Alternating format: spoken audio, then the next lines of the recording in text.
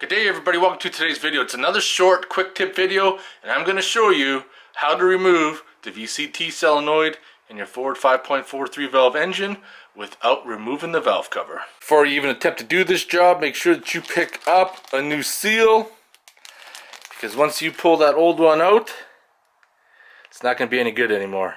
Tricky part is we got a tab and you need to try to get under there and then try to pry it up. But of course, in my situation, it's so old that this is going to cause me some big time grief. Okay, I'm gonna see if I can use a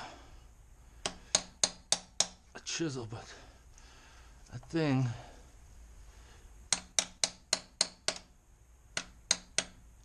is wedged in there good. So after trying a couple failed attempts, I think I got a method that's gonna work. That lip on that backside's wider, so I got a big long pry bar that has a striker. And then since the fender skirt is out, I'm going to try to get it and flip her out, because you can see right there, this thing is like dry rotted in there, so she ain't gonna come out easy. So we're gonna see what happens here.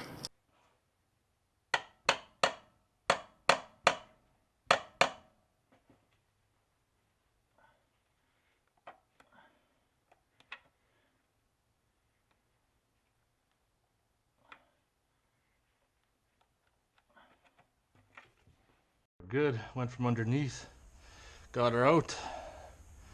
There we have it. Oh yeah, she's hard. Now if you see down there, right down there, there is a torque screw, and that is a T27. Now I gotta put the T handle down there. We're going to back her off.